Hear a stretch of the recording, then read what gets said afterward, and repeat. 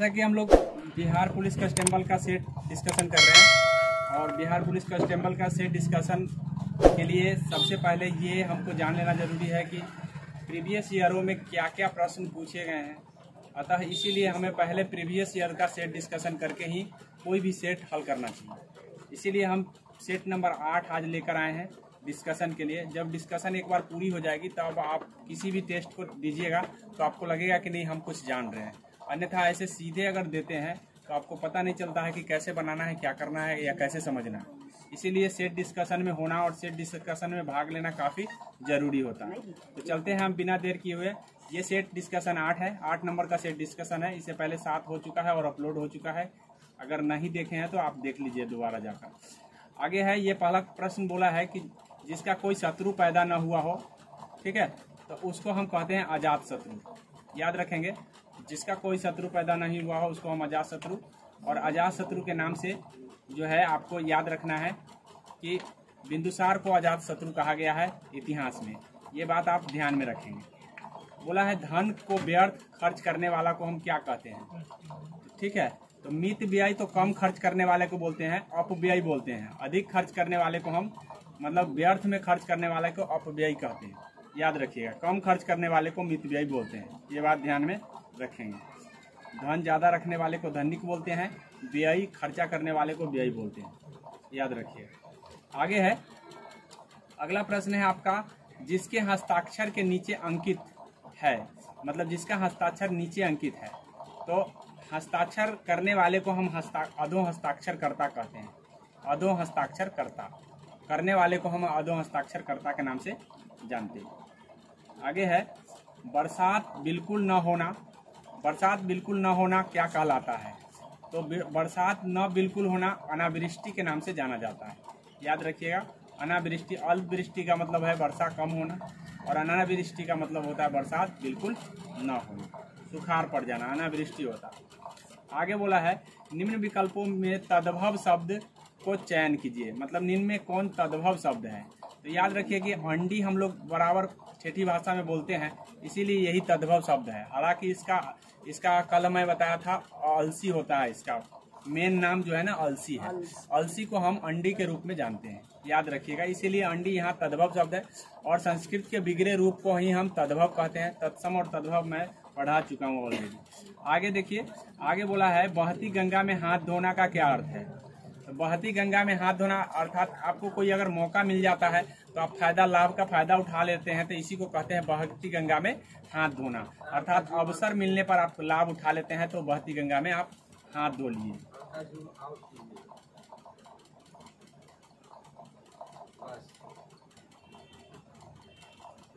चलिए आगे देख लीजिए। अगला प्रश्न है आपका कि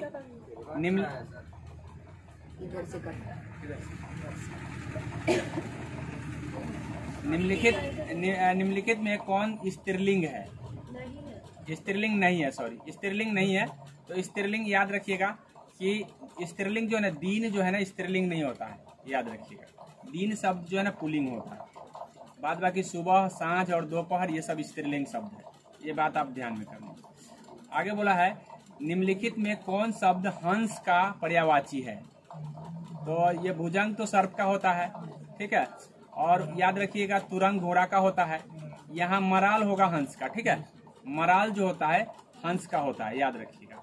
आगे बोला है, इवोक साइनोनिम बोला है कि साइनोनिम ऑफ द वर्ड, तो सिनोनिम जो होगा वो इवोक का क्या होगा। तो इवोक का मतलब होता है उत्पन्न होना, क्या, या बुलाना, ठीक है। इवोक करने का मतलब है जोर से बुलाना, तो इसको हम कॉल फोर्थ कहेंगे। कॉल फोर्थ इसका सिनोनिम सही है, ठीक है। उसके बाद बोला है कि चूज द वर्ड विच, तो जैसा कि ये देख लीजिए, विच ऑफ बोला है कि choose the word which is not antonym, मतलब एंटोनिम आपको चुनना है। इनहेल करने का मतलब है सांस लेना अंदर, तो उसका बाहर छोड़ना का एक्सहेल होता है, ठीक है, एक्सहेल होता है। तो ये बात आपको ध्यान में रखना है। आगे देख लीजिए, अगला है आपका, अगला बोला है fill in the blanks with correct words, मतलब सही वर्ड के साथ आपको भरना है। बोला है blind dash his on fault, तो याद रखिएगा ब्लाइंड के साथ दो प्रीपोजिशन लगते हैं, एक तो टू लगता है और एक इन लगता है। अब टू कहाँ लगते हैं, इन कहाँ लगते हैं, ये बात समझ लीजिए। इन लगते हैं कि कोई आंखों से अंधा है तो ब्लाइंड इन होता है, ब्लाइंड इन आंखों से अंधा हो जाना। लेकिन ब्लाइंड टू का मतलब है किसी और चीजों से अंधा होना, मतलब इतना अंधा है कि वो उसका अपना फॉल्ट दिखाई नहीं दे रहा, या फॉल्ट का मतलब उसकी गलती दिखाई नहीं दे रही। तो ये आंखों से अंधा की बात नहीं चल रहा है, तो यहाँ पे क्या हो जाएगा, टू हो जाएगा। क्या हो जाएगा, टू। इस तरह से ध्यान रखना है। ब्लाइंड के साथ दो प्रीपोजिशन लगते हैं, एक लगता है आपको ब्लाइंड इन लगता है और एक टू लगता है। तो यहाँ पे तो ऑलरेडी टू दिया है, टू मार के निकल जाएंगे, ठीक है, ये ध्यान में कर लीजिए। आगे बोला है कि the following word has wrong spelling, मतलब इसमें रॉन्ग कौन है सो पूछा। तो रॉन्ग जो है आपको ध्यान रखना है कि जो फेंट है ऐसे ही सही लिखाता है, फेमस भी सही लिखा हुआ है और फेबुलस भी सही लिखा हुआ है, फेंस गलत है, ठीक है। यहाँ सी होगा, एस की जगह सी होगा, फेंस सही हो जाएगा। आगे बोला है प्रिविलेज, प्रिविलेज भी सही है, ठीक है, विलेज भी सही है। उसके बाद है एक्सटिंग्विश, एक्सटिंग्विश में गलती है, GUISH होता है, याद रखिए।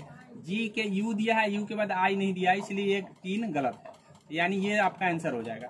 ऐसे डिस्टिंक्शन ये सही है, ठीक है। आगे बोला है कि each of the following sentence is divided into 4 parts, सब पूरा सेंटेंस 4 भागों में डिवाइड है। 1 पार्ट हैज एरर, एक पार्ट उसमें एरर है। विच इज द पार्ट, उसमें कौन पार्ट है आपका, ये ढूंढना है। तो अब यहाँ पे लिखा है कि people should not be misguided from the politicians who will do any things for their personal interest. तो यहाँ पे देखिए मिसगाइज के साथ जो है ना प्रॉम नहीं लगता है, ये याद रख लीजिएगा। मिसगाइज के साथ प्रॉम का यूज हम नहीं करते हैं, बाई का यूज करते हैं, बाई का यूज करते हैं, याद रखिएगा। आगे बोला है as a nation we just didn't knew. तो याद रखिएगा कि कभी भी डू और डज के बाद अगर कोई वर्ब आया है तो V1 के फॉर्म में होता है, डू डज डिड के बाद V1 के फॉर्म में होता है, ये V2 दिया हुआ है, इसीलिए यही पार्ट गलत है, पार्ट नंबर जो है ना दूसरा गलत है, याद रखिएगा। उसके बाद है भारत का संविधान कब अपनाया गया। तो ये तो सबको पता है कि 26 जनवरी 1950 को हमारे भारतीय संविधान को अपना लिया गया। 26 नवंबर 1949 को ये बन के तैयार हो गया, और इस दिन कुछ भागों को, संविधान के कुछ भागों को लागू किया गया, मतलब कुछ अनुच्छेद को, और सारे अनुच्छेद जो है ना 1950 से लागू हुआ है। इसीलिए हमारे संविधान में जो है ना बताया जा रहा है कि 26 जनवरी 1950 को हमारा संविधान इन्फोर्स कर दिया गया। आगे बोला है कि भारतीय राजनीति में कार्यपालिका किसके अधीनस्थ होता है, मतलब कार्यपालिका जो होता है वो किसके अंडर में काम करता है। तो याद रखिएगा जितनी भी कार्यपालिका है सब के सब विधायिका के अंतर्गत काम करती है। तो विधायिका कौन होती है, तो वही जो राज्यसभा, लोकसभा, संसद है, ये सब विधायिका के अंतर्गत आते हैं। कार्यपालिका कौन है, तो सबसे ऊपर कार्यपालिका राष्ट्रपति है, उसके नीचे जितने भी सेना है सब कार्यपालिका के अंतर्गत आते हैं। तो वो सब किसके अंदर काम करेंगे, संसद के अंदर ही काम करते हैं, क्योंकि ये सब लोकतंत्र में जो है ना इसी का वर्चस्व सबसे अधिक, क्योंकि ये जनता के प्रतिनिधि, डायरेक्ट प्रतिनिधि होते हैं, इसीलिए विधायिका जो है ना विधायिका के अंदर में सभी काम करते हैं, याद रखिएगा। आगे बोला है कि संविधान लागू होने के समय निम्न में आदर्शों में से किसको प्रस्तावना में सम्मिलित नहीं किया गया। तो प्रस्तावना में कौन शामिल नहीं था ये बोला गया। तो मैं आपको बता दूं 1976 में 42वां संविधान संशोधन हुआ था, 42वां स्वर्ण सिंह समिति के सुझाव पर 42वां संविधान संशोधन किए गए थे। स्वर्ण सिंह समिति इसका सुझाव नहीं दिया, सॉरी प्रस्तावना के सुझाव नहीं, ये 76 में ही हुआ है 42वां संविधान संशोधन। उस समय एक चीज हुआ था कि 2 शब्द जोड़ दिए गए थे प्रस्तावना में 2 शब्द जोड़ दिए गए थे, एक समाजवाद और एक अखंडता। ये 2 शब्द को है जो है जोड़ा गया था। तो यहाँ पे कौन ऑप्शन हो जाएगा, उस समय प्रस्तावना जिस समय बना था उस समय समाजवाद शब्द उसमें नहीं था। यही पूछा है कि कौन शब्द नहीं शामिल था, तो समाजवाद नहीं, ये 1976 में शामिल हुआ है। कब हुआ है, 1976 में। कौन सा संशोधन है, 42वां। ये बात आप ध्यान में कर लेंगे। आगे है अगला प्रश्न बोला है कि भारत के संविधान में मौलिक कर्तव्यों को किस वर्ष सम्मिलित किया गया था। तो ये भी 1976 में किया गया है। और 42वें संविधान संशोधन कौन है? 42वां संविधान संशोधन। और ये कौन समिति के सिफारिश पर हुआ था? तो स्वर्ण सिंह समिति, याद रखिएगा। स्वर्ण सिंह समिति पर के सिफारिश पर जो है 1976 में 42वां संविधान संशोधन के जरिए जो है मौलिक कर्तव्य को जोड़ दिया गया। हमारे संविधान में मौलिक कर्तव्य मूल रूप से नहीं थे। पूछा जाता है कि हमारे संविधान में मूल रूप से मौलिक कर्तव्यों की संख्या कितनी थी? तो 0। क्या बताएंगे? 0। लेकिन 1976 में जब स्वर्ण सिंह समिति ने सिफारिश किया तो 10 मौलिक कर्तव्य को जोड़ दिया गया। कितने? 10। तो याद रखिएगा कि स्वर्ण सिंह समिति के सिफारिश पर कितने मौलिक कर्तव्य जोड़े गए? 10 सिफारिश पर कितने जोड़े गए? 10। मूल संविधान में 0 थे, लेकिन स्वर्ण सिंह कमेटी जब कहा तो 42वां संविधान संशोधन कर लिया गया और 10 गो मौलिक कर्तव्य जोड़ दिया गया। लेकिन वर्तमान में जो है ना 11 है। कितने हैं? 11।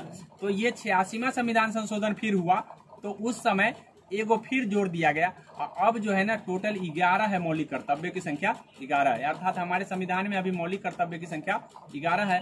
और अनुच्छेद 51 के क में सारा है, सारा के सारा अनुच्छेद 51 के क में। तो इतना बात आप ध्यान में रख लेंगे। आगे बोला है कि जस्टिस अल्तमस कबीर के पश्चात भारत के मुख्य न्यायाधीश कौन बने? ठीक है, ये बोला है कि भारत के मुख्य न्यायाधीश अल्तमस के बाद कौन बना है? अल्तमस कबीर थे मुख्य न्यायाधीश, उसके बाद कौन बना है? तो ऑप्शन में बोला है justice S K. Varma, justice S. Anand. तो उस समय जो है ना, उस समय आपको ध्यान रखना है पी सदाशिव राव जो है ना बने थे, लेकिन उस समय की बात है। अभी जो है ना आपका डी.वाई. चंद्रचूड़ है जो मुख्य न्यायाधीश है सुप्रीम कोर्ट में, ये बात ध्यान में रखेंगे। आगे है, आगे बोला है कि वर्जयान संप्रदाय किस धर्म से संबंधित है? तो वर्जयान शाखा का जो संबंध है बौद्ध धर्म का है। वर्जयान शाखा का संबंध किससे है? बौद्ध धर्म का। याद रखिएगा कि वर्जयान शाखा का संबंध किस धर्म से है? बौद्ध धर्म से। राज तरंगिणी के लेखक कौन है? तो राज तरंगिणी के लेखक जो है आपका कलहन है। ठीक है, कलहन जो है ना राज तरंगिणी के लेखक है और ये चंद्रगुप्त मौर्य के दरबार में रहता था। इस राज तरंगिणी में जम्मू कश्मीर का इतिहास मिलता है। इस बातों को ध्यान में रखिएगा। कलहन किसके दरबार में रहता था? तो इस कलहन जो है आपको चंद्रगुप्त मौर्य के दरबार में रहता था। और दूसरी बात यह है कि ये वहाँ का प्रधानमंत्री भी इसका कौटिल्य के नाम से भी जानते हैं। आगे देख लीजिए, आगे बोला है कि वंदे मातरम के रचयिता कौन है? तो ये तो सबको पता है, वंदे मातरम के रचयिता बंकिम चंद्र चटर्जी है। और ये जो है ना आपको ध्यान रखना है कि ये संस्कृत और बांग्ला भाषा का मिश्रण है। वंदे मातरम बना जिस समय बना था उस समय, लेकिन अभी हिंदी में वंदे मातरम गाया जाता है। लेकिन याद रखिएगा कि उस समय जिस समय रचा गया था उस समय संस्कृत और बांग्ला भाषा का मिश्रण से बना हुआ है। जनरली अगर एग्जाम में पूछा जाता है तो संस्कृत भाषा आपको लगाना है अगर दोनों ऑप्शन में रहेंगे तो। अब आगे बोला है यहाँ, ये इसका आंसर हो जाएगा बंकिम चंद्र चटर्जी। अब हम थोड़ा सा वंदे मातरम की बात कर ले रहे हैं। तो 1896 में कोलकाता अधिवेशन हुआ था। जैसा कि हम आपको जब गवर्नर बताए थे तो उस समय बता दिए थे। 1896 में कौन सा अधिवेशन हुआ था? कोलकाता। इसी कोलकाता अधिवेशन में पहली बार गाया गया, पहली बार वंदे मातरम गीत को पहली बार 1896 में कोलकाता कांग्रेस के कोलकाता अधिवेशन में गाया गया। ठीक है, ये बात पूछा जाता है। और इसको अपना कब लिया गया? हमारे संविधान ने कब अपनाया? तो 24 जनवरी 1950। 24 जनवरी 1950 को अपना लिया हमारा संविधान। तब से हम इसको अपने राष्ट्रीय गीत के रूप में मानते हैं। और राष्ट्रगान जो है ना आपका 24 जनवरी 1950 को ही अपनाया गया था, जनगण मन। मेरे ख्याल से इस बात को याद रखेंगे। आगे बोला है कि गालिब थे। गालिब क्या थे ये पूछा गया। तो गालिब एक कवि थे। ठीक है, गालिब एक कवि थे। और गालिब के बारे में एक और क्वेश्चन पूछा जाता है कि 1857 के प्रत्यक्षदर्शी कौन कवि थे? तो यही गालिब थे। ठीक है, 1857 को इन्होंने लिखा था, अर्थात प्रत्यक्ष अपने आंखों से देखा था। इसीलिए कहा जाता है कि गालिब जो है एक कवि है। और दूसरी बात है कि प्रत्यक्षदर्शी है 1857 के विद्रोह का। तो इस बात को भी आप ध्यान में रखेंगे। उसके बाद बोला है वेनसांग ने किसके शासनकाल में भारत की यात्रा किया था? मतलब भारत आया था। वेनसांग चीनी यात्री था और वो भारत आया था। तो किसके शासनकाल में आया था ये पूछा जाता है। तो ये हर्षवर्धन के शासनकाल में आया था। ठीक है, 7वीं शताब्दी, शताब्दी रहेगा तो 7वीं रहेगा। हालांकि 600 कुछ में ये आया है भारत में। अब 600 कुछ में आया है तो भारत में जब आया था तो उस समय शासन चल रहा था हर्षवर्धन का। क्या करने के लिए आया था? तो नालंदा विश्वविद्यालय में पढ़ने के लेकर आया था। इसको जो है ना ये इसको शाक्य मुनि के नाम से भी जाना जाता है, राजकुमार के पंडित के रूप में जाना जाता है। मतलब शाक्य मुनि कौन है और राजकुमार का पंडित कौन है? तो ये है आपको ह्वेनसांग, ये जब आया था तो अपने यहाँ आया था तो इसने एक यात्रा वृत्तांत लिखा था, यात्रा वृत्तांत लिखा था। उस यात्रा वृत्तांत को CUK के नाम से जानते हैं, CUK, याद रखिएगा। पूछा जाता है कि CUK किसकी रचना है, तो यही ह्वेनसांग की रचना है। इस बात को आप ध्यान में रखेंगे। आगे बोला है निम्नलिखित में से कौन सी नदी का उद्भव अमरकंटक से होता है। तो मैं आपको बता दूं कि अमरकंटक का जो है ना, अमरकंटक के पहाड़ी से सोन और नर्मदा का उद्गम है, सोन और नर्मदा, ठीक है। सोन और नर्मदा का उद्गम स्थल जो है ना अमरकंटक है। मैं आपको बता दूं कि ये अमरकंटक जो है ना मध्य प्रदेश में पड़ता है। मध्य प्रदेश है। मध्य प्रदेश में जब नर्मदा नदी निकलता है तो इधर चल देता है, लेकिन सोन नदी निकलता है तो इधर चल देता है, एक दूसरे के विपरीत बहता है, याद रखिएगा। ये गंगा में जाके मिल जाता है और ये जो है ना बंगाल की खाड़ी में आकर के, बंगाल की खाड़ी करे अरब सागर में आकर के गिर जाता है। तो ये बात आप ध्यान में रखेंगे। इतना बात ध्यान रहेगा तो आप उद्गम स्थल को भी ध्यान में रखेंगे। तो इसका आंसर हो जाएगा नर्मदा, सोन नहीं है इसमें, ठीक है। नाथुला पास के बारे में हम कल ही बताए थे। जैसा कि मैं आपको बता दूं कि ये भारत का उत्तर भारत है और यहाँ आपका सिक्किम है। यहाँ सिक्किम से ये तिब्बत जाने का एक चुंबी घाटी के जाने का एक रास्ता बना हुआ है। इसी रास्ता को हम नाथुला पास या नाथुला दर्रा के नाम से जानते हैं। ये कल भी बताए थे, नाथुला और जेलेपला सिक्किम में है। तो यहाँ पे ऑप्शन में बोला है कि नाथुला पास डैश राज्य में स्थित है, तो आप सिंपल भाषा में कह देंगे कि यह सिक्किम में है। आगे है चार मीनार स्थित है। तो इससे संबंधित दो प्रश्न पूछे जाते हैं। चार मीनार के मैं आपको बता दूं, एक होता है चार मीनार और एक होता है कुतुब मीनार। ये दोनों में कंफ्यूजन होता है, कुतुब मीनार, चार मीनार और कुतुब मीनार। तो कुतुब मीनार को बनाने वाला कुतुबुद्दीन ऐबक है और चार मीनार को बनाने वाला जो है वो आपका है, वो हैदराबाद के शासक ने बनवाया था, ठीक है। तो ये ध्यान में रखिएगा, कुतुबुद्दीन ऐबक ये बनाया था, ये दिल्ली में बनाया था और ये जो बना हुआ है चार मीनार हैदराबाद में है। कहाँ है? हैदराबाद, ठीक है। तो ये बात ध्यान में रख। कुली कुतुब शाह के नाम से जाना जाता था। चार मीनार बनाने वाला ये भी कुली कुतुब शाह, कुली कुतुब शाह और कुतुबुद्दीन ऐबक, दोनों के नाम में कंफ्यूजन होता है। कुतुबुद्दीन ऐबक, तो ऐबक जो बनाया, ऐबक ध्यान रखिए, और कुली को ध्यान रखिए कि कुली बनाया है चार मीनार और कुतुबुद्दीन ऐबक बनाया है आपका कुतुब मीनार, ठीक है। ये दोनों में कंफ्यूजन नहीं होगा, ये ध्यान में कर लीजिए। एगो दिल्ली में है, एगो कहाँ है? हैदराबाद। तो ये जो चार मीनार पूछा है ये हैदराबाद में, कहाँ है? चार मीनार हैदराबाद में लिखा हुआ है, ठीक है, याद रखिए। डल झील स्थित है, डल झील। तो डल झील मैं आपको बता दूं, डल झील जो है ना मीठे पानी का झील है, मीठे पानी का। किस पानी का? मीठे। अब ये डल झील जो है ना मीठे पानी का झील है और ये जो है जम्मू कश्मीर में पड़ता है। तो जम्मू कश्मीर तो यहाँ नहीं है, श्रीनगर है, तो श्रीनगर इसका आंसर हो जाएगा, ठीक है, याद रखिएगा। श्रीनगर में पड़ता है आपको डल झील। उसके बाद है बुलर झील, भी मीठे पानी का झील है, याद रखिएगा, ठीक है। किस शहर को गुलाबों का शहर कहा जाता है? Pink city. तो जयपुर को कहा जाता है पिंक सिटी, ये बात ध्यान में कर लीजिए। आगे बोला है कि सिंधु सभ्यता के निम्नलिखित स्थल में से किस स्थल को गोदी होने का प्रमाण मिला है? मतलब गोदी का मतलब डॉकयार्ड, डॉकयार्ड का मतलब पतन, ठीक है, पतन या बंदरगाह, ये सारे चीज पूछे जाते हैं। तो याद ध्यान रखिएगा, डॉकयार्ड कहाँ मिला है? तो लोथल से मिला है। और ये लोथल कहाँ है? गुजरात में। ये बात ध्यान में कर लीजिए, लोथल जो है ना गुजरात में है और ये वहाँ पे गोदी बारा कभी कभी रहता है, याद रखिएगा। कभी कभी डॉकयार्ड रहता है, कभी कभी बंदरगाह रहता है। तो ये सारे चीज वही हुए और ये कहाँ है? लोथल में है, सिंधु घाटी का सभ्यता है। आगे बोला है कि मान्यता अनुसार महाभारत की लड़ाई कुरुक्षेत्र में कितने दिन तक लड़ी गई थी? ठीक है, तो कुरुक्षेत्र में जो लड़ाई लड़ी गई थी महाभारत, वो 18 दिन तक लड़ा गया था। कितना दिन तक लड़ा गया था? 18 दिन। ये बात ध्यान रखिएगा, 18 दिन तक ये कुरुक्षेत्र की लड़ाई लड़ी गई। आगे बोला है योग दर्शन के संस्थापक कौन है? योग दर्शन के संस्थापक, तो याद रख लीजिए, एक होता है न्याय दर्शन। न्याय दर्शन के गौतम बुद्ध है। कौन है? गौतम मुनि है। और योग दर्शन के पतंजलि। योग दर्शन के कौन है? पतंजलि। और सांख्य दर्शन के कपिल है। एक सांख्य दर्शन होता है, ठीक है। तो याद रखिए, सांख्य के कौन है? कपिल। योग के कौन है? पतंजलि। और न्याय के कौन है? गौतम। इन बातों को ध्यान में आप रखिएगा, ठीक है। इन सब चीजों को ध्यान में रखने से कंफ्यूजन, कभी कभी मिलान में भी पूछ दिया जाता है, तो इसका आंसर हो जाएगा पतंजलि, ठीक है। उसके बाद है उत्तरी बिहार का प्राचीन नाम क्या है? उत्तरी बिहार का प्राचीन नाम क्या था? तो मैं आपको बता दूं, उत्तर बिहार में उत्तर बिहार में बोला है कि उत्तर बिहार में ऐसे बिहार में 3 गो महाजनपद थे। बिहार में 3 महाजनपद थे। एक मगध था, ठीक है, एक मगध था, एक था आपका अंग था, और तीसरा वज्जी था, ठीक है, वज्जी। ये 3 वो है। तो तीनों में मैं तीनों का लोकेशन बता दूं कि तीनों का लोकेशन क्या है। जैसा कि आपको पता होना चाहिए कि ये आपका जो है ना, ये आपका बिहार का क्षेत्र है। बिहार के क्षेत्र में आपको ये यहाँ पे आपका मगध था, यहाँ पे अंग था, और यहाँ पे वज्जी था, ठीक है, वैशाली के एरिया में पड़ता है। तो यहाँ पे वज्जी था, तो उत्तर बिहार में कौन पड़ रहा है? वज्जी पड़ रहा है। तो इससे आंसर आप लगा सकते हैं कि कौन होगा इसका आंसर? वज्जी होगा। कौन होगा? वज्जी। ये ध्यान में। द्वितीय बौद्ध परिषद कहाँ द्वितीय बौद्ध परिषद कहाँ हुई थी? मतलब द्वितीय बौद्ध संगीतियां कहाँ हुई थी?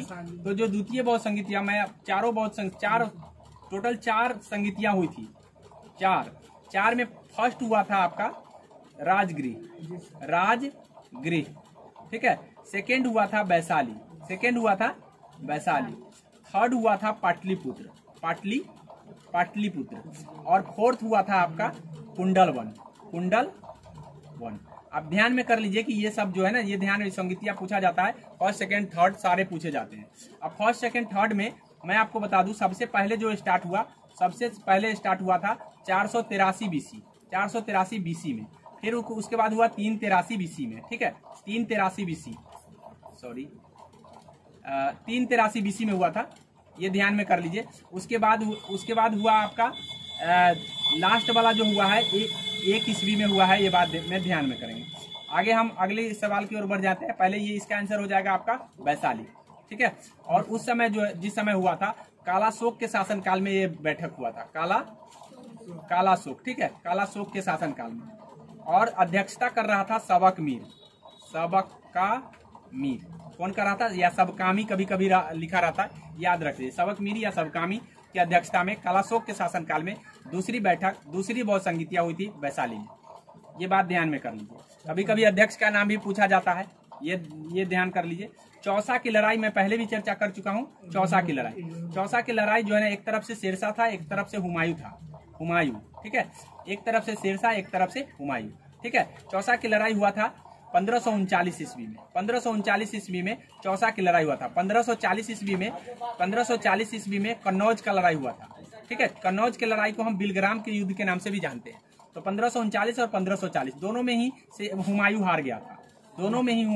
हारा था। यहाँ पे बोला है किसको हराया था, तो शेरशाह ने किसको हराया? तो शेरशाह ने हुमायूं को हराया था। ये हुमायूं कौन था? मुगल शासक था, ठीक है। ये मुगल शासक था, बाबर का पुत्र था। बाबर ने ही मुगल वंश की स्थापना किया था 1526 ईस्वी में। और 1530 ईस्वी में ये मर गया। 1530 में मरने के बाद इसने कई युद्ध लड़े हुमायूं ने, लेकिन 39 आते आते इसकी गद्दी खत्म हो गई, ठीक है। फिर बाद में आता है, लेकिन हम बाद में उसकी जब मुगल पढ़ाएंगे तब बताएंगे। आगे देख लीजिए।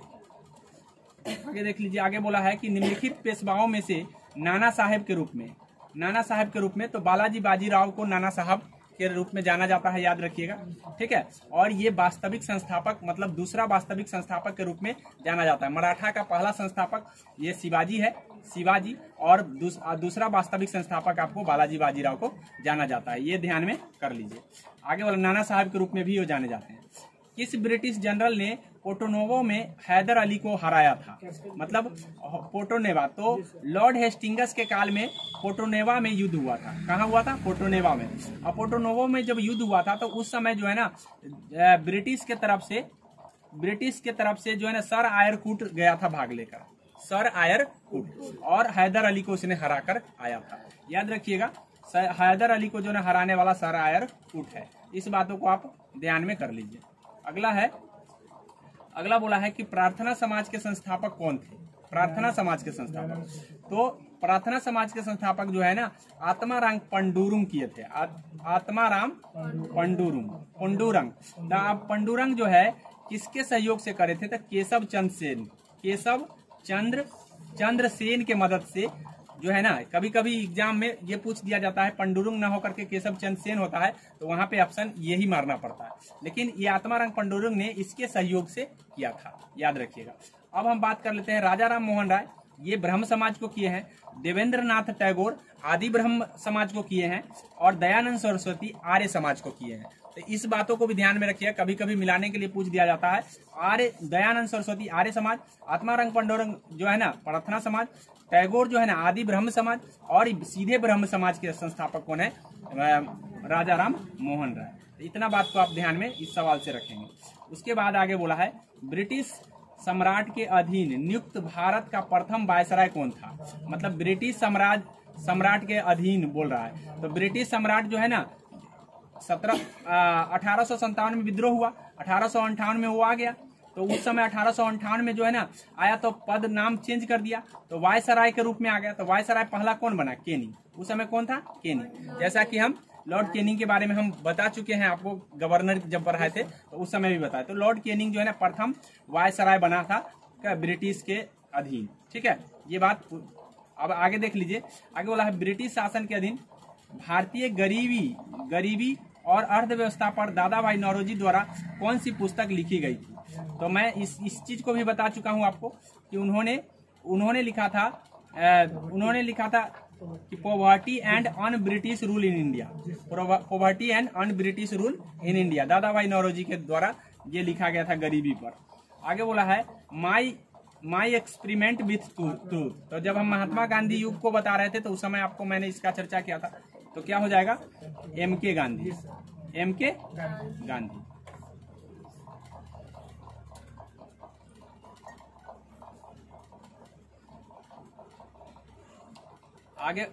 आगे बोला है विश्व का सबसे गहरा महासागर। तो ये तो सबको पता है, प्रशांत महासागर विश्व का सबसे गहरा महासागर है। इसमें जो है ना इसी में मारियाना गर्त है, मारियाना गर्त। तो मारियाना गर्त जो है ना सबसे गहरा है, याद रखिएगा। दुनिया का सबसे गहरा गर्त का क्या नाम है? मारियाना। ठीक है, और सुंडा गर्त आपको सुंडा गर्त हिंद महासागर में पड़ता है, याद रखिएगा। सुंडा गर्त और मारियाना गर्त कभी कभी एग्जाम में पूछा गया कि सुंडा गर्त कहाँ है और मारियाना गर्त कहाँ है। तो प्रशांत महासागर में आपको मारियाना गर्त है जो विश्व का सबसे गहरा गर्त है। ठीक है, सबसे नीचे अगर पूरा हिमालय उसमें अंदर चला जाएगा उससे भी ज्यादा गहरा है।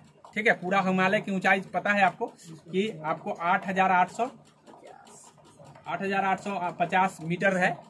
ठीक है, तो ये बात ध्यान रखें, उतना उससे भी गहरा है वो। आगे देख लीजिए, आगे बोला है कि पृथ्वी के कुल सतह का क्षेत्रफल लगभग कितने प्रतिशत पर जल मंडल है? मतलब जल कितना प्रतिशत है? 70% भाग पर जल है और 30% अप्रॉक्स की बात कर रहे हैं, 30% भाग पर स्थल है। ये बात को आप ध्यान में कर लीजिए। ठीक है, 70 पॉइंट समथिंग है लेकिन 70% हम मानेंगे। ठीक है, अप्रॉक्स की बात। अब बोला है अपनी धुरी पर पृथ्वी घूर्णन की दशा है। अपनी धुरी पर जो पृथ्वी किधर से किधर घूमता है ये बोला है। तो याद रखिएगा पश्चिम से पूर्व की ओर घूमता है, पश्चिम से पूर्व की। हम लोगों को ऐसे लगता है कि पूर्व से पश्चिम जाता है, लेकिन पूर्व से पश्चिम लगता है कि सूर्य जो है ना पूर्व से पश्चिम की ओर जा रहा है, लेकिन ऐसा नहीं है। पृथ्वी का जो घुमाव है ये पश्चिम से पूर्व की ओर है, ये बात ध्यान में कर दीजिए। तो इसका ऑप्शन कौन हो जाएगा? ऑप्शन नंबर आपका हो जाएगा पश्चिम से पूर्व 2 नंबर। आगे बोला है वायुमंडल की कौन सी परत बड़े जेट विमानों के लिए आदर्श उड़ान परिस्थिति हालात प्रदान करती है? मतलब किसमें जेट विमान उड़ाने में अच्छा रहता है? तो याद रखिएगा कि वायुमंडल के 5 परत है। सबसे निचले परत को क्षोभ मंडल, उससे ऊपर परत को समताप मंडल, फिर उसके बाद मध्य मंडल, उसके बाद आता है आपका आयन मंडल, उसके बाद होता है बाह्य मंडल। इस तरह से 5 गो मंडल है। आप ये 5 मंडल को ध्यान में रखेंगे। अब इसमें सबसे निचली परत में जो है ना जितनी मौसमी घटना होती है वो होती है, इसीलिए वायु जेट यहाँ पर वायुयान उड़ाने में हमारे लिए ठीक नहीं है। इसके ऊपर वाला में वायुयान उड़ाने में ठीक है, तो इसको हम कहते हैं समताप मंडल। अब यहाँ पे समताप मंडल ऑप्शन में नहीं है, यहाँ पे अंग्रेजी में दे दिया है। तो याद रखिएगा कि ट्रोपोस्फियर जो होता है वो क्षोभ मंडल होता है, निचला परत को ट्रोपोस्फियर कहते हैं और उससे ऊपर वाला को हम स्ट्रेटोस्फियर कहते हैं। तो इसलिए ध्यान रखिएगा कि इसका आंसर ये होगा, समताप मंडल को हम स्ट्रेटोस्फियर के नाम से जानते हैं। तो अंग्रेजी में भी आपको ध्यान में रखना पड़ेगा, नहीं तो आप सवाल को उस समय नहीं सही कर पाएंगे। आगे बोला है निम्न में कौन सा मंडल उत्तर मध्य रेलवे का हिस्सा नहीं है? तो ये तो आपको रेलवे की जानकारी होगा तभी पता है। उत्तर एनसीआर में 3 गो मंडल है। 3 मंडल में आपको ध्यान रखना, इलाहाबाद एगो पड़ता है, एगो झांसी पड़ता है, एगो आगरा पड़ता है। 3 गो मंडल है, कोटा मंडल नहीं आता है। कोटा आपको राजस्थान में पड़ता है, याद रखिए। आगे है निम्नलिखित राज्यों में से किसकी सबसे कम जनसंख्या है। तो सबसे कम जनसंख्या वाला जो राज्य है वो आपका सिक्किम है, ये बात आपको ध्यान रखना है।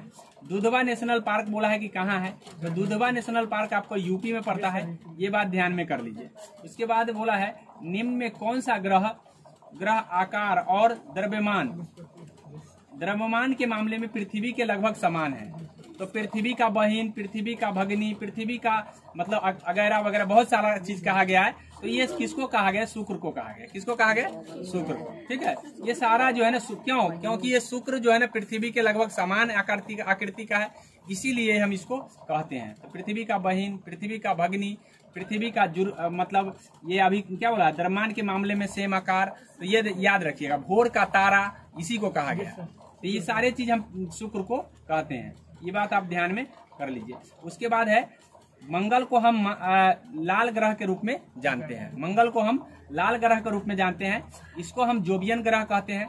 जोबियन ग्रह क्यों कहते हैं, मैं कल ही की क्लास में आपको एनसीईआरटी बुक में बताया हूं कि जोबियन ग्रह क्यों कहते हैं, और ये सबको पार्थिव ग्रह कहते हैं। ये सब भी मैंने कल बताया था, तो ये ध्यान में रखिएगा, कभी कभी ये भी पूछ लिए जाते हैं। आगे देख लीजिए, आगे बोला है कि राज्यसभा सदस्य बनने के न्यूनतम आयु कितनी होती है। तो मैं आपको बता दूं, एक होता है सदन में लोकसभा, एक होता है राज्यसभा। अब मैंने बोला ये उच्च सदन है, ये निम्न सदन है। तो उच्च सदन के बनाने के लिए हमको आयु चाहिए 25 वर्ष, और उच्च सदन में सदस्य बनाने के लिए 30 वर्ष चाहिए। कितना वर्ष चाहिए? 30। लेकिन अगर राष्ट्रपति और राज्यपाल होगा तो 35 वर्ष।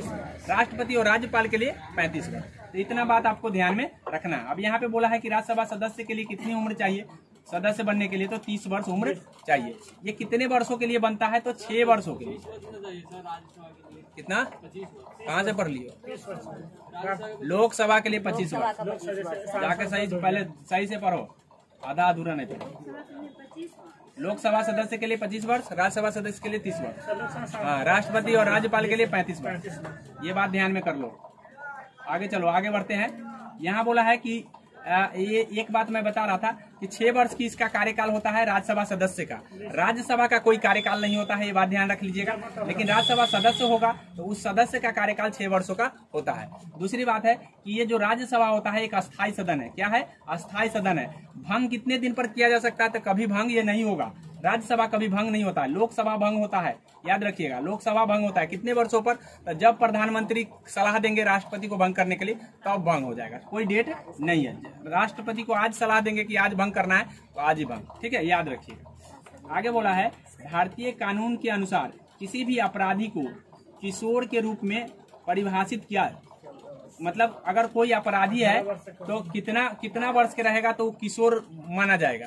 तो 18 वर्ष से कम रहेगा तो वो किशोर माना जाएगा। ठीक है, अर्थात जिसका 18 वर्ष नहीं पूरा है उसको मतलब एक अलग तरह का सजा है। सजा क्यों नहीं है? सजा है, लेकिन उसको किशोर अवस्था में मान करके सजा दिए जाते हैं। याद रखिए। अब आगे है आपका सीरिया के राष्ट्रपति। तो सीरिया के राष्ट्रपति बशर अल असद उस समय थे। ठीक है, आज भी शायद वही है, बशर अल असद। ठीक है, 16 में 16 का सेट चल रहा है, तो 16/5 का कितना ज्यादा दोबारा कार्यकाल होगा, हो सकता है। ठीक है, आगे समझ में 16/7/23 तो 7 वर्ष होगा तो दोबारा काल होगा, तो इतना दिन तो रह ही सकता है। ठीक है, सुएज नहर भूमध्य सागर को जोड़ती है। तो सुएज नहर जो है ना भूमध्य सागर को लाल सागर से जोड़ता है। किससे जोड़ता है? लाल सागर से। याद रखिएगा, सुएज नहर जो है ना भूमध्य सागर को किससे जोड़ता है? लाल सागर। तो यहाँ पे लाल सागर 4 नंबर में दिया है। मैं आपको थोड़ा सा सुएज नहर के बारे में बता दूं कि सुएज नहर जो है ना, जैसे कहने का मतलब है कि ये यूरोप, ये आपका यहाँ आपका यूरोप है, यहाँ आपका अफ्रीका है। अफ्रीका के बाद जो है ना यहाँ पर जो है ना यहाँ पे एक जल संधि है जिसको हम जिब्राल्टर जल संधि कहते हैं। ये भूमध्य सागर में प्रवेश करता है। फिर भूमध्य सागर के बाद यहाँ पे आपका लाल सागर आता है। अब यहाँ से यही जो बनाया गया है नहर, उसी को क्या कहते हैं? हम सुएज नहर कहते हैं। तो सुएज नहर की स्थिति कहाँ है ये अगर मालूम रहेगा तो आप कभी भूलिएगा नहीं। पहले आपका आ गया इधर अटलांटिक सागर और भूमध्य सागर, फिर भूमध्य सागर के बाद इधर भूमध्य सागर और लाल सागर। इस तरह से एक दूसरे से कनेक्ट है, और कनेक्ट करके ऐसे याद कीजिएगा तो याद हमेशा रहता है। ये बात को ध्यान में आप कर लीजिए। आगे बोला है कि निम्नलिखित में कौन सा शहर महाद्वीपों में फैला हुआ है? कौन सा शहर महाद्वीपों में फैला हुआ है।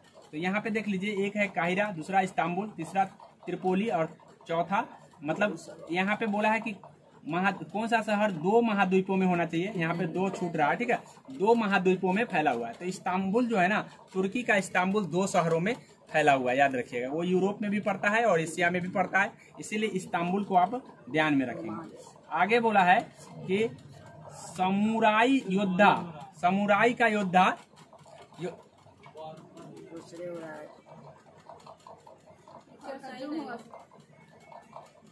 आया क्या? इसमें तो सही कट करना पड़ेगा, नहीं ठीक नहीं है। देखो तो मोबाइल में सही, मोबाइल में तो सही है, बाहर ठीक है। टाइम देखिए ना, टाइम देख के बता दो, कोई बात नहीं, कर दे। इसका हो जाएगा सीरिया का राष्ट्रपति बशर अल असद। स्वेज नहर आपका लाल सागर और भूमध्य सागर, काटना नहीं, ठीक है, वही दोबारा चलाना। उसके बाद है आपका लाल सागर से जोड़ता है भूमध्य सागर को। उसके बाद आपको बता दिए हैं कि जो कौन सा शहर जो 2 द्वीपों में है, ये आपका इस्तांबुल है। वही आपका समुराई योद्धा वर्ग, तो समुराई योद्धा वर्ग जो है ना आपका जापान में आता है, ये बात ध्यान में कर लीजिए। उसके बाद आपका बोला है निम्नलिखित में कौन सा भारत मौलिक अधिकार, भारत में मौलिक अधिकार नहीं है, मतलब कौन मौलिक अधिकार के अंतर्गत नहीं आता है। तो मैं आपको बता दिया हूँ कि हमारे संविधान में हमें 6 प्रकार के मौलिक अधिकार दिए गए हैं, और 6 प्रकार के मौलिक अधिकार मैं कई बार चर्चा कर दे रहा हूँ, एक बार फिर से मैं चर्चा कर दूंगा। एक समानता का अधिकार है, एक स्वतंत्रता का अधिकार है, एक शोषण के विरुद्ध अधिकार है, एक संस्कृति का अधिकार है, एक संस्कृति और शिक्षा का अधिकार है, ठीक है, एक धर्म का अधिकार है और एक उपचारों का अधिकार है। इस तरह से 6 अधिकार दिए गए हैं, ये याद रखिएगा, ठीक है। तो इस तरह से 6 अधिकार में यहाँ बोला कि कौन अधिकार नहीं है, तो समानता का अधिकार तो है, ठीक है, काम करने की अधिकार नहीं है, ठीक है, ये डीपीएसपी का भाग है, मतलब नीति निर्देशक तत्व का भाग है। काम करने का अधिकार हमारा मौलिक अधिकार नहीं है, वो काम करने का अधिकार दिए गए हैं, लेकिन वो डीपीएसपी का है। सरकार चाहे तो करा सकती है, नहीं चाहे तो नहीं करा सकती है। इसमें जोर दबाव या किसी भी न्यायालय में आप जा करके दबाव नहीं डाल सकते हैं सरकार पर, ठीक है, यही सरकार का हथियार है, याद रखिए। शिक्षा का अधिकार है और धार्मिक स्वतंत्रता का अधिकार है, तो इसलिए इसका आंसर हो जाएगा आपका काम करने का अधिकार नहीं है, ठीक है, याद रखेंगे। अब बोला है भारतीय संविधान की 8वीं अनुसूची। तो भारतीय संविधान में टोटल जो है ना, जब जिस समय बना था तो उस समय टोटल जो है ना मूल संविधान में 8 अनुसूची थी। कितनी थी? 8। लेकिन आज जो है ना 12 है, अर्थात 4 अनुसूची नया जुड़ चुका है। अर्थात 8वीं अनुसूची में बोल रहा है कि क्या था, तो 8वीं अनुसूची में भाषा है, याद रखिएगा। 8वीं अनुसूची में 22 भाषा का वर्णन है, यह बात ध्यान में रखेंगे कि वर्तमान में भारतीय संविधान की 8वीं अनुसूची में कितनी भाषा है, तो 22 भाषा। लेकिन जिस समय संविधान लागू हुआ उस समय 14 भाषा था। धीरे धीरे करके जो है ना पहली 15वीं सिंधी आया, फिर इस तरह से 3 गो जोड़ा गया, फिर इसके तरह से 4 गो जोड़ा गया, इस तरह से अभी 22 भाषा बन चुके हैं। भाषा का उल्लेख है 8वीं अनुसूची में। भारतीय संविधान की प्रस्तावना समाजवादी शब्द को कब जोड़ा गया, तो जैसा कि हम अभी बताए हैं कि समाजवादी शब्द 42वें संविधान संशोधन के 1976 के जरिए जोड़ा गया था, ठीक है, ये बात आप ध्यान में रख लीजिए। मैरी कॉम का संबंध किससे है, मतलब मैरी कॉम क्या खेलती है, तो याद रखिएगा कि मैरी कॉम जो है ना बॉक्सर है, ठीक है, मैरी कॉम क्या है, बॉक्सर। एक होता है मीराबाई चानू, मीराबाई चानू जो है ना वेट लिफ्टर है, याद रखिएगा। मीराबाई चानू जो है मीराबाई चानू है, ठीक है, मीराबाई चानू आपको ध्यान रखना है कि वो वेट लिफ्टर है। यही मैरी कॉम क्या है, ये बॉक्सर है, याद रखेंगे। आगे बोला है कि मशरूम जिसको कुकुरमुत्ता कहते हैं, मशरूम जिसको कुकुरमुत्ता कहते हैं का उदाहरण किसका है, तो ये कवक का उदाहरण है। क्या है? कवक, ठीक है। मशरूम जो है ना कवक है, कुकुरमुत्ता के नाम से आप मशरूम खा चुके होंगे, ये कवक है, ठीक है। आगे बोला है नेफ्रोलॉजी में किसका अध्ययन करता है, तो याद रखिएगा गुर्दे की इकाई को हम नेफ्रॉन कहते हैं। क्या कहते हैं? नेफ्रॉन। गुर्दे की इकाई को नेफ्रॉन कहते हैं और नेफ्रॉन का अध्ययन करना नेफ्रोलॉजी है। तो नेफ्रोलॉजी में किसका? गुर्दे का अध्ययन होगा। किसका होगा? गुर्दे का। आगे है कौन जर नहीं है। अच्छा, एक सवाल और है। निम्नलिखित में बोला है, निम्नलिखित में कौन जर नहीं है, ठीक है, कौन जर नहीं है, तो याद रखिएगा कि जर जो है आपका अदरक नहीं है। अदरक, प्याज और आलू जर नहीं है, तना है। तना का भाग है। अदरक, प्याज, आलू ये तना का भाग है। वही गाजर जड़ है, मूली जड़ है और चुकंदर जड़ है। तो इसका आंसर आपका 3 हो जाएगा। बोला है कि कौन जड़ नहीं है, तो अदरक जड़ नहीं है। अदरक मैं बता दूं, अदरक हो गया, प्याज हो गया, आलू हो गया, ये सब तना है। बाद बाकी आपको गाजर हो गया, मूली हो गया, चुकंदर हो गया, ये सब जड़ है। ये बात ध्यान दें। बोला है आगे, बोला है कि किसकी कमी के कारण बच्चों में रिकेट्स होता है। मतलब रिकेट्स किसके कारण होता है, तो रिकेट्स जो बीमारी है, मैं आपको बता दूं, विटामिन ए से रतौंधी हो जाता है, विटामिन बी से बेरी हो जाता है, विटामिन सी से स्कर्वी हो जाता है और विटामिन डी से रिकेट्स हो जाता है, जिसको सूखा रोग के नाम से हम जानते हैं। ठीक है, डी के कारण जो है ना रिकेट्स होता है। याद बोला है मानव पित्त जो एक पीले रंग का है, कैसा पदार्थ है, तो जो मानव का जो पित्त है वो क्षारीय होता है। क्या होता है? क्षारीय, काफी क्षारीय है, जिसके कारण जो है ना ये एंजाइम को सक्रिय बनाता है। याद रखिएगा। बोला है निर्गत साधन संभव बनते हैं, तो ये आंकड़े देखने और प्रिंट करने के लिए संभव बनाते हैं निर्गत साधन। ये बात में ध्यान में रखिएगा। आगे बोला है कि निम्नलिखित में हार्डवेयर का उदाहरण कौन है, तो जिसको हम छू सकते हैं वो हार्डवेयर है। प्रिंटर को हम छू सकते हैं, माउस को छू सकते हैं, मॉनिटर को छू सकते हैं, एक्सेल को नहीं छू सकते हैं। ठीक है, तो याद रखिएगा ये जो है ना आपका हार्डवेयर नहीं है, बाद बाकी सभी हार्डवेयर है। तो जिसको हम छू सकते हैं वो हार्डवेयर है, जिसको छू नहीं सकते प्रोग्रामिंग है, वो आपका ध्यान रखना है, वो आपका होता है सॉफ्टवेयर। क्या होता है? सॉफ्टवेयर। आगे बोला है निम्नलिखित में कौन एक छोटे सिंगल साइट नेटवर्क से संबंधित है। मतलब छोटा साइट किसको कहते हैं, तो LAN को लोकल एरिया नेटवर्क कहेंगे। तो छोटे साइज जो ना होगा लोकल एरिया के, छोटा साइज के लिए तो LAN जो है ना लोकल एरिया नेटवर्क होता है। LAN छोटा साइट है, याद रखिए, सिंगल साइट है। एम्पियर में किसको मापते हैं, तो विद्युत धारा को एम्पियर में मापते हैं, कल ही बताया है। विद्युत धारा को हम एम्पियर में मापते हैं। प्रतिरोध को का मात्रक ओम है, ठीक है, और चुंबकीय क्षेत्र का मतलब टेस्ला है, और विद्युत चार्ज जो है ना वोल्टेज में हम मापते हैं। याद रखिए। निम्न में से कौन सी सदिश मात्रा है, ठीक है, सदिश मात्रा कौन है, तो याद रखिएगा कि दाब जो है ना अदिश है, कार्य अदिश है, ऊर्जा अदिश है। तो बात कौन गया? प्रतिबल सदिश है। ये ध्यान में कर लीजिए। उसके बाद दाब अदिश है, कार्य अदिश है, ऊर्जा अदिश है। ठीक है, बल, प्रतिबल, ये सब त्वरण, ये सब सदिश है। आगे बोला है एक परमाणु के नाभिक में शामिल है। मतलब परमाणु के नाभिक में क्या होता है, तो मैं बता दूं परमाणु 3 कणों से बना है।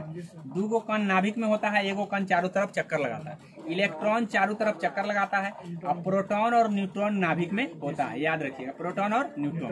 तो यहाँ प्रोटॉन और न्यूट्रॉन हो जाएगा 3। आगे बोला है कि न्यूटन के पहले सिद्धांत, तो न्यूटन के फर्स्ट लॉ के बारे में बोला, तो जड़त्व का सिद्धांत बताता है। कोई क्या बताता है? जड़त्व। न्यूटन का पहला सिद्धांत क्या बताता है? जड़त्व का सिद्धांत। बोला हेमेटाइट किसका अयस्क है, तो मैं आपको बता दूं हेमेटाइट, सीडेराइट और मैग्नेटाइट, ये सब किसके? लोहे के अयस्क है। किसके हैं? लोहे के। हेमेटाइट, सीडेराइट और मैग्नेटाइट ये सारे लोहे का अयस्क है। उसी में आपको ध्यान रखना है तांबा का साल्टपीटर होता है, साल्टपीटर तो इसका होता है पोटेशियम का।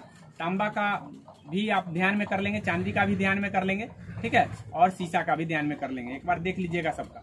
आगे बोला है कि निम्न में कौन से अक्रिय गैस है। अक्रिय गैस कौन सा है, तो अक्रिय गैस आपको ध्यान में रखना है, अक्रिय गैस में नहीं आता है। तो याद रखिए आर्गन आता है, ठीक है, हीलियम भी आता है और नियॉन भी आता है। ठीक है, 5 गो अक्रिय गैस है, याद रखिएगा। एक जेनॉन होता है, एक नियॉन होता है, एक आर्गन होता है, एक होता है आपका हीलियम होता है, और एक और है आपका एक नाम नहीं याद आ रहा है। 5 गो अक्रिय गैस है, याद रखिए। हाइड्रोजन गैस जो अक्रिय गैस नहीं है, इसको हम जो आपका श्रेणी है, जो आवर्त सारणी है, उसमें हम 1 नंबर पर रखे हुए हैं। किस पर रखे हुए हैं? 1 नंबर। और ये जितने भी अक्रिय गैस है, इन सभी को हम 18 नंबर मतलब 18वें समूह में रखे हुए हैं। तो ये बात भी ध्यान में रखिएगा। अक्रिय गैस को हम 18वें समूह में या शून्य समूह में कहिए, ठीक है, शून्य समूह भी कहा जाता है इसको। आगे देख लीजिए। आगे बोला है कि हाइड्रोफोबिया का संबंध किससे है। इससे पहले है आपका 75। ये देखिए हास्य गैस के रूप में किसे जाना जाता है, तो हास्य गैस के रूप में याद रखिएगा नाइट्रस ऑक्साइड को जाना जाता है। नाइट्रस ऑक्साइड एक होता है नाइट्रोजन ऑक्साइड और एक होता है नाइट्रस ऑक्साइड। ठीक है, तो ये जो है ना नाइट्रोजन का ऑक्साइड होता है, ये नाइट्रस ऑक्साइड होता है। या पहले 2 आ गया तो नाइट्रस बन गया, बाद में 2 आया तो नाइट्रोजन बन गया, याद रखिएगा। तो इसमें कंफ्यूजन हो सकता है, ये ध्यान में कर लीजिए। इसका आंसर हो जाएगा 4। नाइट्रस ऑक्साइड जो है N2O को बोलते हैं, क्या बोलते हैं? N2O को नाइट्रस ऑक्साइड, जिसको हंसी लगाने वाला गैस कहते हैं। क्या कहते हैं? हंसी, हास्य गैस, लाफिंग गैस, हंसी लगने वाला गैस, किसको कहेंगे? Nitrous oxide. आगे बोला है चीली सीरा किसका सामान्य है? तो पोटेशियम नाइट्रेट को हम चीली साल्ट पीटर के रूप में हम जानते हैं। चीली साल्ट पीटर किसको कहते हैं? Potassium nitrate. आगे बोला है अत्यधिक किण्वन से आप क्या समझते हैं? ज्यादा किण्वन होगा तो उससे आप क्या समझते हैं? तो ज्यादा किण्वन से क्या होगा कि ये जो है निस्तारीकरण, अवशिष्ट का निस्तारीकरण होगा, ये नहीं होगा। यह कार्बनिक अवशिष्ट से मीथेन गैस उत्पन्न करेगा, यही होगा। ठीक है, कार्बनिक गैस से मीथेन गैस उत्पन्न करेगा। आगे बोला है कि इंटरनेट किस टाइप का स्विचन का प्रयोग किया जाता है? इंटरनेट में किस तरह के स्विचन का प्रयोग करते हैं? तो याद रखिएगा कि इंटरनेट में हम पैकेट का प्रयोग करते हैं। किसका प्रयोग करते हैं? पैकेट। ये बात ध्यान में कर लीजिए। आगे बोला है कंकाल की मांसपेशियां की अनुमानित संख्या, मतलब कंकाल में कितने मांसपेशियां होती है? तो मांसपेशियां अप्रोक्स 600 समथिंग है। तो यहाँ पे 600 समथिंग नहीं दिया तो हम 700 लगा के निकल जाएंगे। ठीक है, याद रखिए 600 समथिंग होता है मांसपेशियां की संख्या। आगे बोला है कि पारिस्थितिकी तंत्र शब्दावली किसने दिया था? मतलब पारिस्थितिकी तंत्र को किसने, इकोलॉजी शब्द को किसने गढ़ा था? तो इकोलॉजी शब्द गढ़ने वाला आपका टांसले है, एजी टांसले जिसको कहते हैं। ठीक है, एजी टांसले पारिस्थितिकी तंत्र को गढ़ने वाला, देने वाला व्यक्ति है। उसके बाद बोला है कोशिका की खोज किसने किया था? तो कोशिका की खोज रॉबर्ट हुक ने किया था। कोशिका की खोज किसने किया? Robert Hooke. रक्त परिसंचरण तंत्र की खोज विलियम हार्वे किया है। उसके बाद है लुई पास्चर ने पाश्चराइजेशन की खोज किया है। ये बात आप ध्यान में कर लेंगे। उसके बाद बोला है पेनिसिलिन के जैव प्रतिरोध गुणधर्मों की खोज किसने किया? मतलब पेनिसिलिन की खोज किसने किया है? तो अलेक्जेंडर फ्लेमिंग ने पेनिसिलिन की खोज करके, ठीक है, एंटीबायोटिक की खोज किया था। याद रखिए एंटीबायोटिक की खोज पेनिसिलिन नामक कवक से होता है, बनता है, याद रखिए। उसके बाद बोला है हाइड्रोफोबिया का संबंध। तो ये तो सबको पता है, हाइड्रोफोबिया जो है ना कुत्ता के काटने से हो जाता है। कुत्ता के काटने से रेबीज बीमारी हो जाता है। रेबीज में हाइड्रोफोबिया हो जाता है। क्या हो जाता है? हाइड्रोफोबिया। हाइड्रोफोबिया में जल से डर लगता है। किससे डर लगता है? जल से। जल से डरने लगना यानी हाइड्रोफोबिया। जब कुत्ता काटता है तो रेबीज बीमारी हो जाता है, उससे हाइड्रोफोबिया हो जाता है। निम्नलिखित में कौन सा जहर है? अब इसमें जहर कौन है सो पूछा है, तो ठीक है। तो इसमें जो है आपका जहर जो है ना K2SO है। क्या है? K2SO जो है जहर। NaCl तो नमक है, इसको तो हम खाते हैं। KCl क्या है? KCl पोटेशियम क्लोरीन इसको होता तो है। खाते हैं, इसको भी खाते हैं। ये जहर है। अब खाते हैं कि नहीं खाते ये नहीं कहेंगे, लेकिन जहर ये है। ठीक है, घेंगा डैश की कमी से होता है। घेंगा ग्वाइटर जो रोग है ये आपका आयोडीन की कमी से, ये तो कल भी बताए थे। बोला है अस्थि सुपुर्ता जो ऑस्टोमेसिस जिसको कहते हैं डैश के कमी से होता है। तो याद रखिएगा कभी भी हड्डी की बीमारी कोई भी होगा वो कैल्शियम की कमी से होता है। हड्डी की बीमारी जब भी कोई होता है वो कैल्शियम कम गया शरीर में, हड्डी की बीमारी हो जाएगा। तो अस्थि का मतलब ही होता है हड्डी। ठीक है, और हड्डी जिसको हम ऑस्टियोमोसिस कहते हैं, ये किसके कमी से होगा? तो कैल्शियम की कमी से होगा। ये बात ध्यान में, जब भी अस्थि आ जाएगा समझ जाए कि वो कैल्शियम होगा उसमें। क्वाशियोरकर बीमारी बोला है। क्वाशियोरकर बीमारी क्या? दूध में कैल्शियम पाया जाता है। ठीक है, हाँ। अब यहाँ देखिए मशरूम में भी होता है। अब अंडे में प्रतिशत हमको एग्जैक्ट मालूम नहीं है, लेकिन ध्यान करें। और क्वाशियोरकर बीमारी जो है, देखो क्वाशियोरकर बीमारी जो होता है अंडे में प्रोटीन की मात्रा सबसे ज्यादा। क्वाशियोरकर बीमारी जो है डैश की कमी से होती है। तो प्रोटीन की कमी से क्वाशियोरकर हो जाता है। प्रोटीन जिसके शरीर में कम गया उसको हम क्वाशियोरकर बीमारी, उसको बच्चों में ज्यादातर ये सब देखा गया है। निम्नलिखित में कौन सी प्रजाति खतरे में नहीं है? मतलब कौन खतरे में नहीं है यहाँ पे बोला है। तो याद रखिएगा कि साइबेरियन सारस खतरे में है, गिद्ध भी खतरे में है, हिमालयन बटेर भी खतरे में है। ये जो है ना खतरा में नहीं है। ठीक है, तोता खतरे में नहीं है। आगे बोला है टाइटन डैश चंद्रमा है। मतलब टाइटन किसका उपग्रह है? तो आपको याद रखना है टाइटन जो है ना आपको शनि का उपग्रह है टाइटन।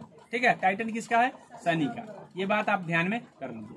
उसके बाद है मंगल का 2 ही उपग्रह मात्र है, एक डिमोस है, एक फूबोस। ये भी बात ध्यान में कर लीजिए कि मंगल के चंद्रमा को हम डिमोस और फूबोस कहते हैं, ठीक है। ये मंगल का चंद्रमा, 2 ही है मात्र इसका। और उसके बाद बृहस्पति को तो बहुत ज्यादा है, आप उतना याद नहीं रहे, लेकिन देख लीजिएगा। आगे बोला है कि बोल्ट मापी यंत्र से डैश को मापते हैं, तो विभवांतर को मापते हैं बोल्ट मापी से। बोल्ट मापी से हम विभवांतर को मापते हैं। धारा को तो हम मापते हैं एम्पियर में, ठीक है। क्या है, इसको हम मापते हैं विभवांतर। आगे बोला है कि मिस्टर दत्ता अपने 3 लाख रुपए की सेवा निवृत्ति लाभ को अंशतः डाकघर में और अंशतः बैंक में क्रमशः 10% और 6% ब्याज दर से वो जमा करता है, और टोटल मासिक ब्याज वो 2000 का जमा करता है। तो बताइए कि जमा राशि का अंतर, मतलब जो वो दोनों जगह जमा कर रहा है उसके बीच का अंतर कितना है। तो सबसे पहले ये हमको बताना, टोटल हमको 3 लाख है। अब 3 लाख में हमको ये रेशियो निकालना होगा कि किस रेशियो में वो जमा कर रहा है, तो अंतर खुद निकल जाएगा। रेशियो निकालने के लिए आपको क्या करना पड़ेगा मैं बता देता हूँ। एक बार मैं बता रहा हूँ कि देखिए, रेशियो निकालने के लिए सबसे पहले 6% पर एगो राशि है और एगो राशि है 10% पर। तो ओवरऑल आपको 2000 मिल रहा है। तो 2000 3 लाख में क्या % हो गया ये निकाल लेंगे, लेकिन 2000 नहीं, ये तो मासिक बोला है। मासिक में तो वर्ष में कितना हो जाएगा, 12,000 हो जाएगा ना, सॉरी 12 दूना 24, वर्ष में 24,000 हो जाएगा। कितना हो जाएगा, 24,000।